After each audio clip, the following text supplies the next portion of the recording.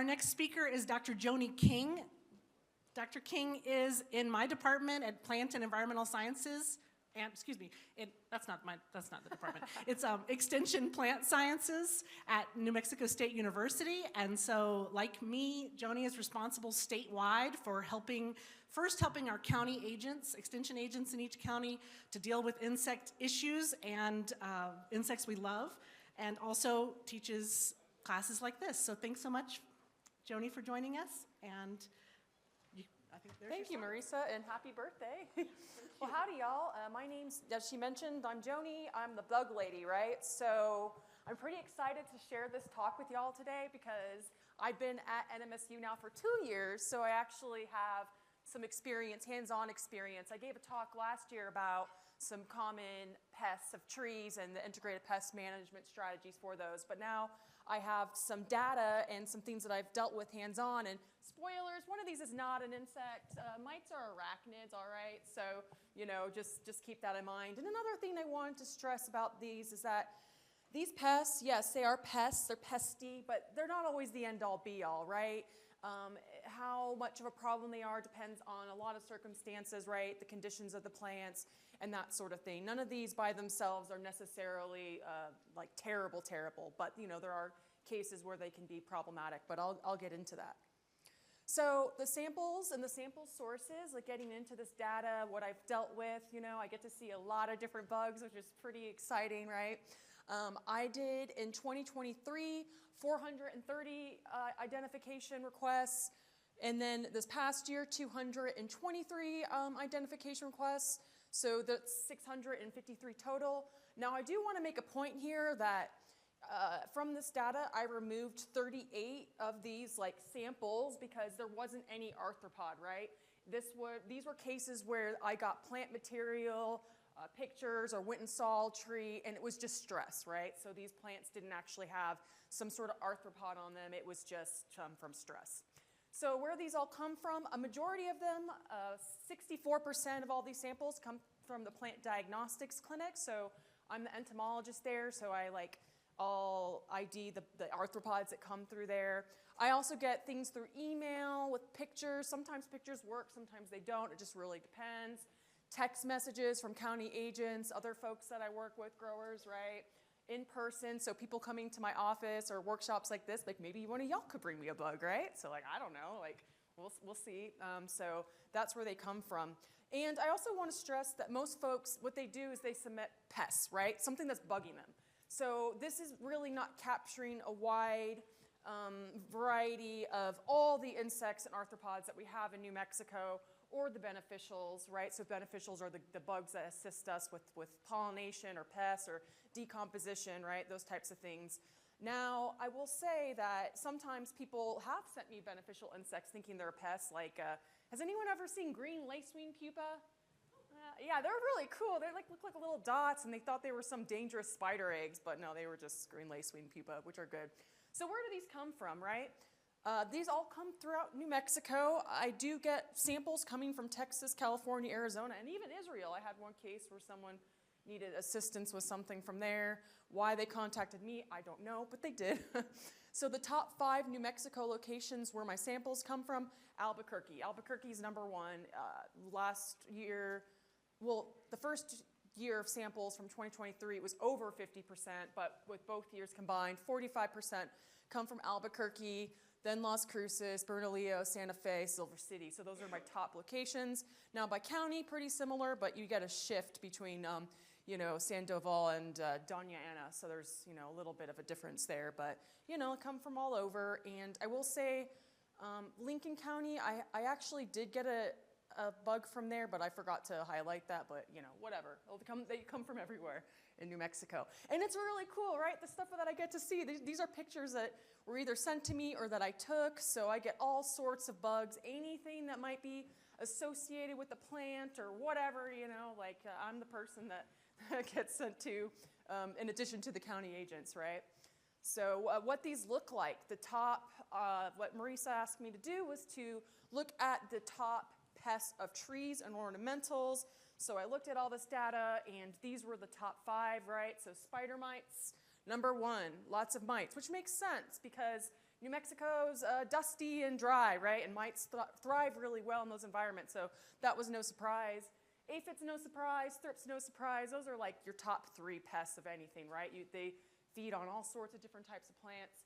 Bagworms, that was really weird to me. So bagworms they made the top 5 list. Not this past year they didn't, but combined they did, and then 2023 they were one of the top 3. And then the 5th, pinion needle scale. So I also wanted to show some of these top pests that I looked at. Elm seed bug, got so many requests for elm seed bug. Now that's more of a nuisance pest. They feed on elm seeds, which can actually be a good thing, right? But I just wanted to highlight that because they get in your house, they smell bad. And then ants. But the ants, there was only one case of ants in trees that were tending to aphids. I think they were taponoma or odorous house ants, right? So, but a lot of these ants, I love ants, they're my favorite, so I get all sorts of ants sent to me anyway. So most of these were either urban pest or harvester ants. So this other category, 63% of my samples are just all these random one-offs. None of these were seen more than twice, right, that were sent to me. But there's a lot of different diversity and all sorts of different plants, from rosemary, squash, tomato, apple trees, pear trees, you name it. So these are just some examples of the things that were sent to me, like this web spinner, a scoliid wasp, alpachi click beetle, lacebug nymph, that was on sycamore, alfalfa weevil, which is a major pest of alfalfa, and then codling moth, right? So that was fun to cut open that apple and see that. I was actually pretty excited about that, which I guess wouldn't be exciting to everybody, but you know.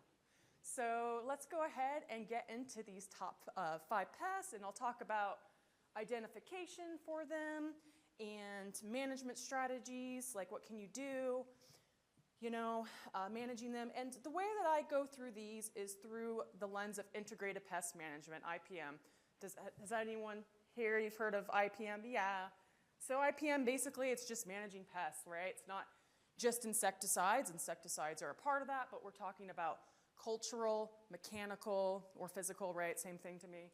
Biological, and yes, chemicals, right? These are all ways to manage pests. And you know, I like to tell folks that when you're using IPM, it's not rocket science. It's actually harder, right? Because it's ecology. There's a lot of factors that go into it. But a lot of these strategies in conjunction with each other, we know that they work pretty well, right? It's just that it takes being able to intervene at certain points in time and monitoring, right? Like checking your plants for these pests before they become problematic. Or maybe you have to pull weeds, right? Something like that. So yeah, spider mites, aphids, thrips, bagworms, pinion needle scale, and let's go ahead and get into it. So spider mites, my top #1 pests that are sent to me. I will go into some specific types of spider mites on plants, but basically spider mites, they're pests of just about any type of plant. And spider mites, yeah, they like all sorts of things, and there's different species of them. Now mites as a whole, right, mites do all sorts of things. There are beneficial mites like decomposers, like in soil, right? They're important for soil.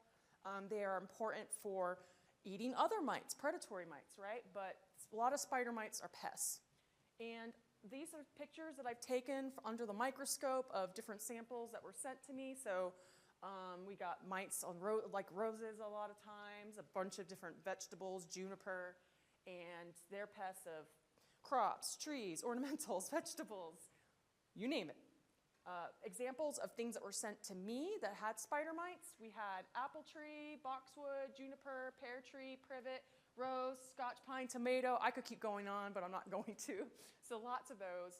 Of the mite infestations, like me looking at this data, juniper and roses were among the top plant samples. So there were a lot of samples that were sent that had roses that had mites on them, or junipers, so yeah. And yeah, like, you know, mites, they can thrive in a wide range of environments, but as I mentioned, they really do well in dry and dusty ones compared to other arthropods, so that's kind of why they become problems. So first off, identifying the spruce and pine spider mites. These are mites that like, you know, your pines, your junipers, and they are tiny. Mites are very, very tiny. I like to tell people they're like the size of a period, right, on a piece of paper, sometimes even smaller, very, very teeny tiny. These particular ones, they have oval, unsegmented bodies, so they're more oblong compared to some other spider mites that are more rounded, so they're oblong. You know, they vary in color, brownish, greenish, pink, gray, a variety of colors. The two-spotted, like for example, some mites have little spots on them. These ones sometimes have like grayish spots on them, but you're not going to be able to see that unless you have like a microscope or something like that. But they will look like little moving periods, right? And depending on the species, populations can be abundant any time. But typically we're going to see this from spring to fall, right? Spring, summer, fall. They don't do as well in cooler environments. They love hot weather, right? And when populations are dense, you get this webbing, right? It almost looks like a spider web on there. You get like these really dense webs because mites, they are arachnids. They can produce silk. And you can even, with the naked eye, almost see their eggs because there's just so many specks of them. So you can see this all over the plant. So here, under there, there's some photos of them under a microscope. There, that's some feeding damage on a juniper done by mites. So what can you do about these pine mites? And I do want to say, like, the management strategies for pine mites and then the two-spotted spider mite on roses that I'll talk about, they're similar, but there are a little bit of differences, okay? So the one thing that, you know, I stress a lot of times with cultural IPM managements for just about any plant, especially trees, shrubs, ornamentals, is keeping them healthy, right? A lot of arthropods target stressed trees or plants. So things like aphids and thrips, scales, they do better when the plant's more stressed, right? So culturally, you know, keeping your plants as healthy as you can, appropriate amount of water. And then a big thing for mites is to actually remove dust. You can sprinkle on water. You can wash that foliage, right? So that makes the habitat less suitable for the mites.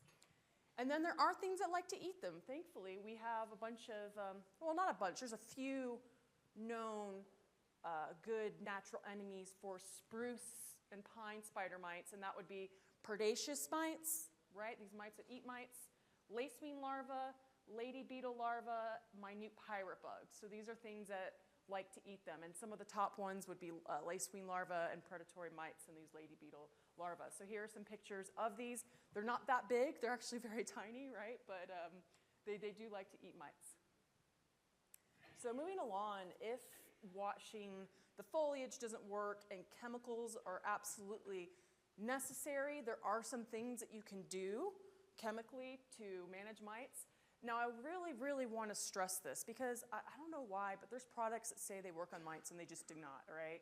They're more general types of insecticides. And what happens is that when you use broad spectrum insecticides, you're killing a lot of those beneficial arthropods, and then you'll get like a really bad mite outbreak. So it's really important to choose the right things, right? So you want to choose a selective miticide or a caricide, right? Those things are more so targeting that mite, that arachnid, right? And then there are insecticidal soaps and horticultural oils that work for mites.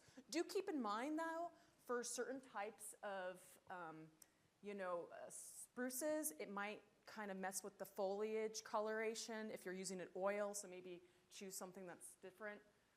And, you can use dormant oil horticultural sprays to the needles and twigs when there are many overwintering mite eggs, right? So you can do this in the spring or the fall if you know that mites are a problem in your area.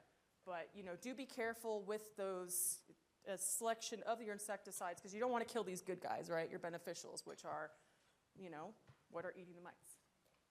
So moving along, very similarly, these mites that you find, the spider mites that you find on roses and other ornamentals, a lot of times it's two-spotted spider mite, which are the majority of the species that I see on these ornamentals. Again, very tiny, the size of a period. They have these oval, unsegmented bodies. They also vary in color, right? Between yellowish, pink, greenish, brownish. Very, tiny, but they can vary in their color. And where you'll see these ones often are undersides of the leaves. And actually, I'll go ahead and mention here too, but if you're wanting to monitor for mites, you can take a piece of paper and kind of whack the foliage a little bit, and then you can look to see if any little things are crawling on that piece of paper. So their damage, besides that, they make this kind of like this stippling or bleached looking type of thing, right, when they're on there. And again, if you get dense populations of spider mites, a lot of species, they make that webbing, right? And then webbing and eggs can be found all over the plant. So, a good look at this here. So here's a spider mite.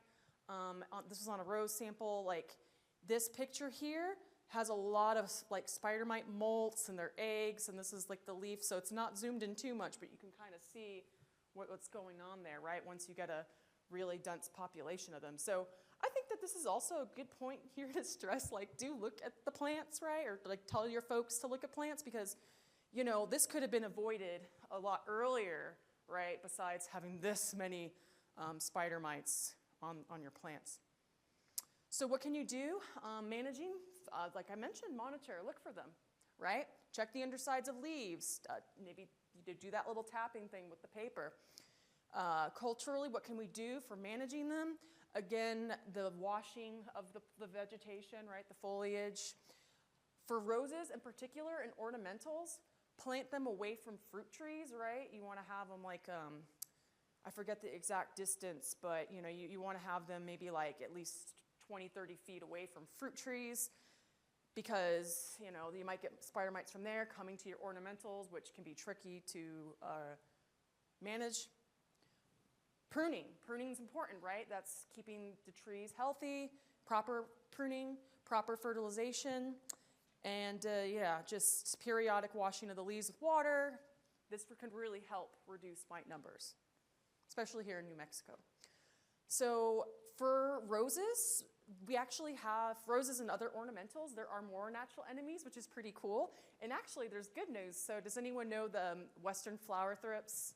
Has anyone heard about that pest? Right? Okay, a couple people, I don't know, maybe you're not raising your hands. But, so this thrips is a pest, but it also will eat mites, spider mites, which is good, right? But as for the ones that are, predators that, don't feed on the plants that eat the mites, you got a bunch of them. We got the 6-spotted thrips, pretty cool. They have these little, they're very tiny as well, but they have these little black dots on their wings. We also have the western predatory mite. We got big-eyed bugs, minute pirate bugs. I love this picture. This came with one of my samples. I forget which one it was, but I was really excited to see it. This is the size of the actual bug, so as you can see, they're really tiny. Probably why they're eating mites, right? And then this is under the microscope. But minute pirate bugs are highly beneficial. There's a variety of things that love to eat spider mites on roses and other ornamentals and things like that. And there are several species of predatory mites that are commercially available. So if you want to play around, being an ecologist, get some predatory mites to eat your spider mites, have some fun with that. But yeah, they're cool. And they do eat the eggs as well. And with this big-eyed bug, this is feeding on, these are whitefly nymphs. So these love, a lot of these natural enemies also like a lot of those other soft-bodied pests. And then other management strategies. So chemicals, same thing with the spruce and pine spider mites. Use selective acaricides, right? Horticultural oils, insecticidal soaps. Avoid broad spectrum insecticides because, I've seen cases where folks, they've just used the crap out of broad spectrum insecticides and then they have like these bad mite outbreaks on their roses and, it's like, well, killed your good bugs, and if you're not washing enough, right, that can be problematic. So, and another difference here is that for 2-spotted spider mites, they don't overwinter on the flowers, right, on roses. So dormant oils are not as effective, right, because they're in the litter, right? They're not actually on the plant. Whereas that works in pines, it doesn't work for roses. Moving along, aphids. Aphids also, lots of different pests of them on lots of different types of plants. So here are some pictures that, I took throughout the last couple of years. Aphids, they're pests of just about any plant too, right? Crops, flowers, trees, shrubs, vegetables, and some examples that I had sent in: apple trees, ash trees, rosemary, tomato, plum trees, pine trees, variety of plants. Aphids suck, literally, right? They really do. So Aphids, they have these piercing, sucking mouth parts. And one thing that makes them problematic is that some species transmit, well, they can vector diseases, right? So a variety of viruses and things like that. But it depends on the species. There are numerous species of aphids, right? As you can think of it, you know, if there's all these different plants, there's all these different aphids. Some aphids are more specific on what they feed on, whereas some will feed on a variety of plants. So aphids, all of them though, they're small, very, very tiny insects, you know, never being more than 1/8 an inch long. As I mentioned, these piercing, sucking mouth parts, and they also have this relationship with ants. And that's because aphids are honeydew makers. So through their feeding, you know, aphids, they go into the plant. Imagine having like, taking your mouth on a fire hydrant and just drinking water, right? You're gonna have to like regulate your body, like osmosis and all that, right? So what aphids do is when they're feeding on that plant, they're also excreting sugar water, right? Sugar water. Ants love this stuff. So sometimes with aphids, and I'll mention this again in the pest management section of aphids, but sometimes you have to manage the ants, actually, not the aphids, because the ants are protecting the aphids, right? They kind of treat them like cattle, right? They're like milking these aphids. They're precious, precious aphids. So, you know, there's that in mind. Aphids, they vary in color depending on the species, right? Like pea aphids, green peach aphids, they're like greenish. Right here, this is a winged reproductive. Here, some oleander aphids. They're like a marigolds, like a yellow-orangish color. And aphids will have incomplete metamorphosis, so that means that the immatures look like little tiny versions of the adult, and then the adult has wings. But with aphids, you'll get adults that are winged and unwinged. The winged forms are basically for dispersal, right, to travel to a new host plant. So you'll get different periods of seeing those, right, depending on the species, depending on the time of year. So what can you do about aphids? Now, the thing about aphids is that they are really annoying because, you know, it's keeping on top, checking for them, making sure that you're monitoring your plants. Aphids are very prolific. They can really ramp up their population pretty fast, especially if you do not have natural enemies present. So the first thing that you can do is to keep plants well watered and fertilized. Aphids target stressed plants. There is research on this, that aphids can smell a stressed plant, right? So insects are very chemically, right? They basically live through the world of pheromones. So with that, you know, they can sense that. So what can you do? Fertilizing appropriately. Now with aphids, you gotta be careful not to over-fertilize, because if you actually have high levels of fertilize, like nitrogen, they like that. So you need to use like a proper amount. Maybe try to use a less soluble form of nitrogen or a slow releasing one. And then checking your plants for aphids, right? You can do this by checking under the leaves. Like maybe the same thing with the mites. Take a piece of paper and just kind of like whack, whack. See if you got any on there. Ants too, as I mentioned, check for ants, because sometimes ants are the first thing you see and then you realize your plant's sticky and it has aphids. Mechanically removing aphids using a stream of high pressure water, this can be done and repeated daily. And the good thing about, like, when you knock off aphids, this also gives the natural enemies a better chance to eat them, but you can also, like, you know, crush them if you want, but yeah, that can help. And you can repeat that daily until the numbers go down. Floating row covers for your young plants and installing at the time of planting. And make sure that you check under those row covers, right? They're not like a 100% foolproof method to keep them out. And sometimes other things sneak in there, like a different pest. So make sure you check them. Chemicals, yes, there are insecticides available for aphids, but a lot of these traditional ones are highly, highly toxic to your beneficials. And as I mentioned before, if you overuse broad spectrum insecticides, you might get other outbreaks of other pests like mites. A lot of the plants that aphids like, mites like as well, right? Like roses. So there are organic options as well, which even are better for your beneficials. Like, they don't stick around as long, like things like neem oil, insecticidal soaps, horticultural oils, so you can use these. Do keep in mind these are contact insecticides, so they only kill aphids if they come in direct contact with them. So you'll need to apply to both sides of the leaf. Make sure you get full coverage. Always read the label right. The label's law. So that's not me saying it, but that. And I wanted to take a second here to also state that I've gotten a variety of aphids, but the top aphid species that I had were these leaf curlplum aphids. This is the one that I had a lot of folks reaching out to me about the last year especially. And these are specific pest to prunus species, right? So plums, nectarines, that sort of thing. These, they vary in their color. This one that I saw was yellowish, but they can be brownish green, greenish brown, or yellow like in the case of this.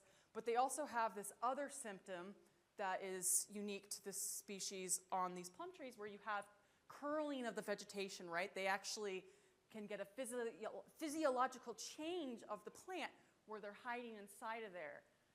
And sometimes the ants also protect them too, so that's why they can be kind of annoying, right? Because they curl the leaves, ants protect them, so they're extra protected. So the problem about them is that they can, obviously they're distorting the foliage, but they also make changes to the fruit, right? If you have a lot of these on the tree, you get reduced fruit size and reduced sugar content, so the fruit doesn't taste as good. And as I mentioned, yeah, the ants, they come too.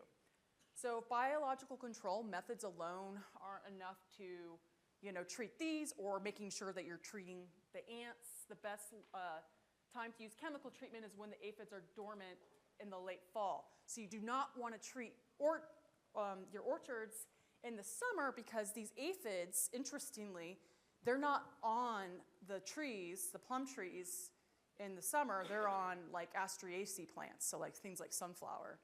So that's something to keep in mind. And there are insecticides available for aphids that you can use on these, like the oils and the insecticidal soaps. Another aphid that I had quite a few folks ask me about are these giant conifer aphids, right? So these ones are actually pretty big for aphids. Like, they're dark in color. They have like these long legs. They almost look like a spider. So for these ones, check your trees for aphids. Populations become highest in the late spring. You can get several generations of these per year, but also for these, honeydew is a sign of their infestation, right? So you might need to manage the ants. And ways that you can manage ants, sticky, like mechanical ways, like having like a round, like around the tree where the ants get stuck in that, right? So you like get like some like cardboard, put that around, paint on some tanglefoot or whatever. There's a variety of ways you could do this. And then if it is really problematic, you're gonna wanna kinda know what species of ant you're dealing with, but a big one that I've seen around the state are the odorous house ants and pavement ants. So you can use baits specifically for those, so you'll locate the colony and do that. But thankfully, there are lots of things that love to eat aphids. So as I mentioned with any plants, keeping them healthy and happy, even your big pine trees, they need to be watered, right? If you have a prized tree, maybe put some water in that. Not very practical for a large area, but I digress. Lots of things love aphids. Lady beetles, hoverfly larvae, green lacewing larvae, parasitoid wasp, minute pirate bugs, big-eyed bugs, and there's also assassin bugs and nabids, all sorts of things love to eat aphids. So, keep that in mind. And this was really fun for me, actually. One day I had this one sample. I think this was a cabbage. Yeah, this was cabbage. And it was, you probably don't want this on your cabbage, right? Because, you're eating the leaves. But it was really fun because this thing was just littered with all sorts of stuff going on. Like here, this is a good bug right here. This is a green syrphid larva. So that's a fly larva that likes to eat aphids. And then here is a parasitoid wasp. And what they do is they lay their eggs inside the aphids, and then that larva eats them from the inside out, right? And these are mummies, right? So that's basically like a pupal casing for the wasp. So there's all sorts of things that like to eat them. Moving along, thrips. So thrips can be pretty problematic. I got a variety. They can be pests of all sorts of plants, like crops, flowers, fruit trees, shrubs, vegetables. The ones that I've had sent to me: cherry tree, rose, goji berry, lettuce, pear tree, pistachio tree, tomato, and it goes on. So thrips, they're also a very tiny critter. They are insects, but very, very small. They look like little pieces of rice, if you look really closely, right? Well, that's what I think they look like. They're very long, elongated. They're pale in color. Some species are darker, like a dark, dark brown. But a lot of the ones we have here are western flower thrips and onion thrips. Now, there are other species as well. The nymphs are smaller versions of the adults, and then you can get winged reproductives for thrips. Here is a picture of a iris. You can see all the little thrips on that petal that I took there. So now thrips, some species can vector viruses like tomato spot wilt virus, which is problematic, and there's no cure for the virus. You have to destroy the plants and make sure that they're properly removed so that you're not having that insect keep vectoring that virus. But the good news is that, well, the bad news is that the management for thrips is tricky, so good luck. But the good news is that there are things you can do. Like any other suggestion that I brought up today for any plant, keeping them healthy, keeping them happy, right? You can, for trees, prune, so, proper pruning. And then for flowers, destroying, like especially in roses, like removing, those infested parts. Avoid shearing plants, especially if thrips are present, right? So some people like to make fancy shapes, but maybe avoid that, like if you've got a thrips problem. And managing and controlling weedy plants in the spring and summer, that can help, right? So that can be tricky too, because sometimes weeds, depending on the weeds, like they can be beneficial, right? Because the good bugs are on there eating bad bugs, but sometimes they can be problematic. So, it's kind of like it can be tricky, but you can get a hang on it depending on where your area is. Using yellow sticky traps for monitoring, right? So you can place those somewhere in a garden or near the home or whatever your purpose is to monitor. Mechanically, row covers for young plants, kind of like with aphids. Another thing that's known to work for thrips is reflective mulch. So this is because it interferes with thrips' ability to fly and find the plant. It confuses them. And this works for young plants before they become too big, right? Like because once the plant grows and grows, when the surface area gets larger, it's harder for the reflective mulch to work. But it is highly effective for younger plants. And the most effective colors, silver or gray. White can work okay, but aluminum is like more ideal. And also, it's not going to work if the thrips are already there. You need initially pest-free environment. So biological control, there are predatory thrips, as we mentioned before, right? That 6-spotted one. The minute pirate bugs, green lacewing larvae, predatory mites, and parasitoids. So there's a variety of things that like to eat thrips. Chemically, for fruit trees, inspect for western flower thrips at 10% bloom to see, like that's a time when you can look for them. And spinosid's known to work pretty well for those fruit trees. For roses, unfortunately, chemical treatment is very difficult, especially once thrips go into the deep blooms, into the flowers. They're protected in there.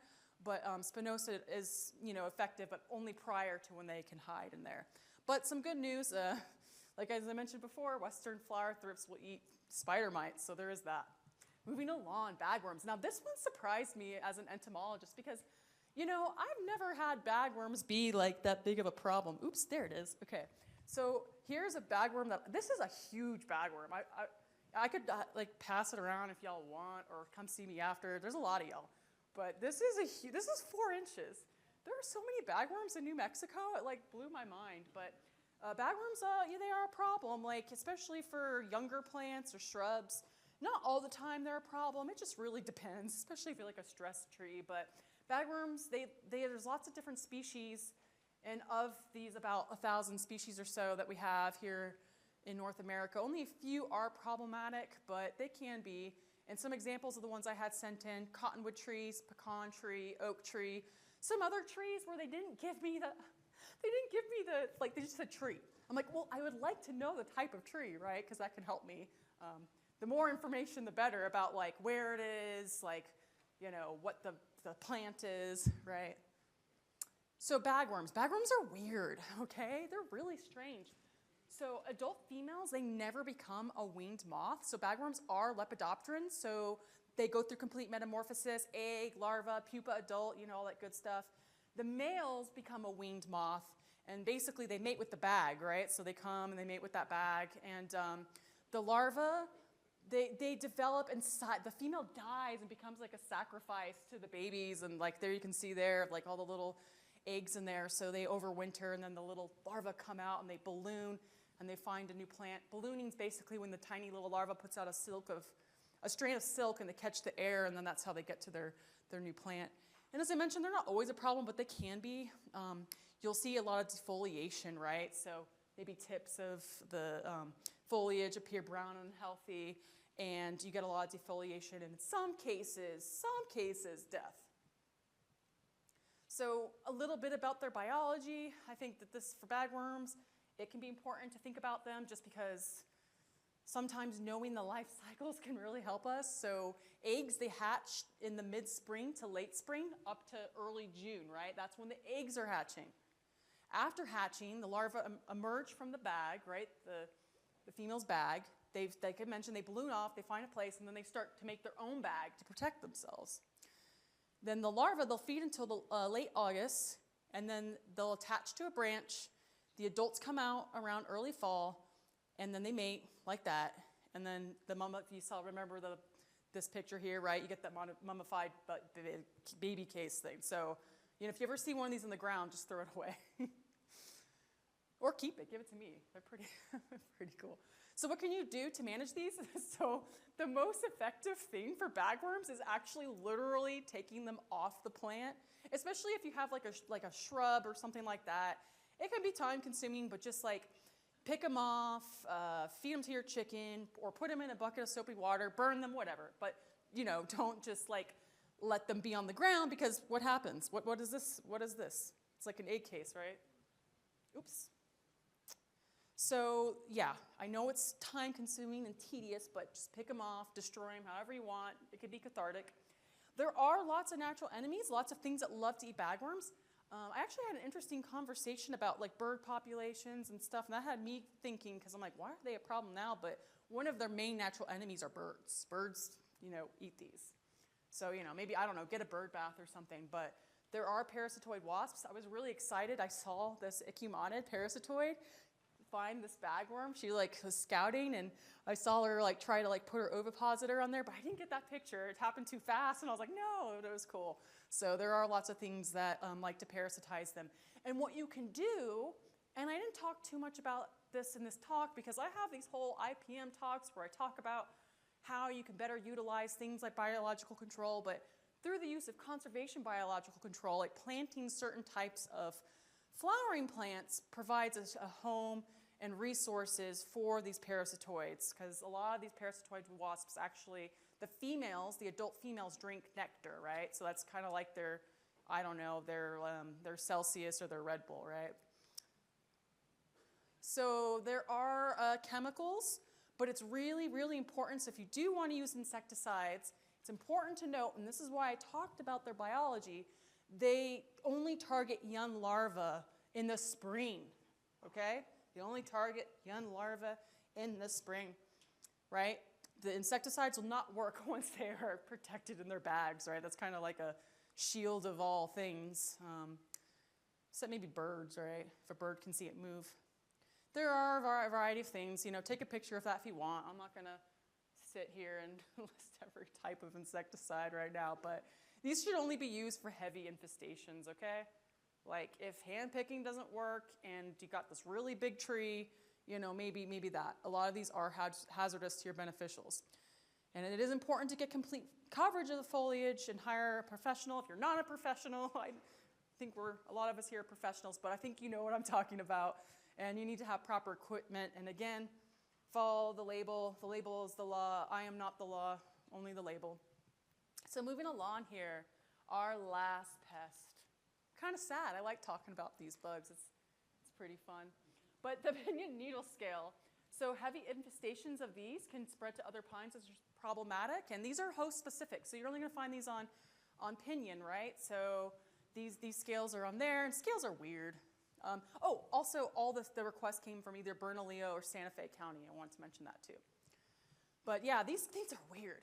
So the adult scales, what they do is When they are little immatures, these little nymphs, they crawl. They find where they want to be for the rest of their life. They insert their mouth parts. So, they have the same type of mouth parts as aphids because they are hemipterans. So they insert their mouth part in there, and then they stay there forever, and they start excreting these waxy coverings, right? So that's what these are. So those are the adults. You can see the damage here, and it's really sad when there's a lot of them, right? Because you can just like those needles come right off. But those are the adults. Now, you do get winged forms of the males. These are seasonal. They come out in the late winter or early spring, and they mate with the females, so the females come out of their covering. And then you get these webbing and eggs, right? So it's really gross, like lump of mass on the tree. Yeah. So the scales are weird. I love it.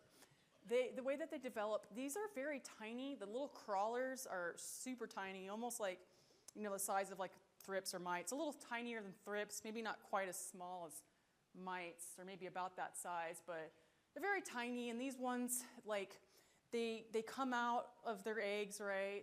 They crawl, then they start to develop their covering, and that's, these are with like a microscope or a very good macro lens, but if you see these little tiny black specks, you might have thrips. The little crawlers are these little pale dots that crawl around on the plant. But there are things that can be done. So as I mentioned before, scales are attracted to stressed plants. So we got a lot of stressed trees here in New Mexico, probably why pinion needle scale was one of the top pests for trees and or ornamentals. Mechanically, you can destroy the eggs before they hatch, so you can actually remove that nasty mass off the tree using a strong stream of water or like a rake or something, and then make sure you destroy that, right? Don't leave that out. Burn it, put it in a garbage bag, seal it, whatever. And there are labeled insecticides available for them, but timing is extremely important. It is only going to work on the crawlers. So, you got to apply when those females and the males are moving or those little specks are walking around in the plant before they make their waxy covering. So always follow the label. So at the end of the day, if you got unknown bugs, reach out to your county agent, but also me. I love emails and photos of bugs. So, pest or nuisance, that really depends on your purposes.